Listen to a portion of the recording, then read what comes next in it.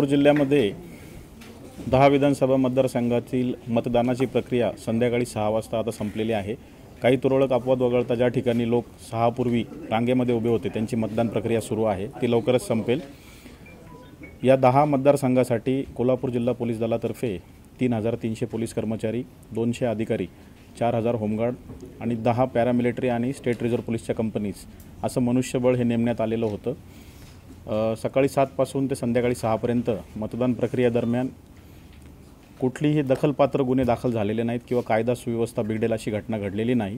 किरकोळ बूथवरील किंवा बूथ केंद्राच्या बाहेरील जो वाद वगळता कुठलीही मोठी घटना जिल्ह्यामध्ये या प्रक्रियेमध्ये घडलेली नाही।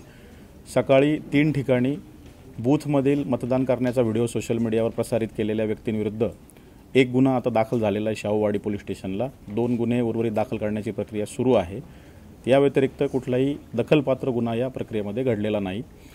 एकूणच ही मतदान प्रक्रिया ही शांततेत जिल्ह्यामध्ये पार पडलेली आहे।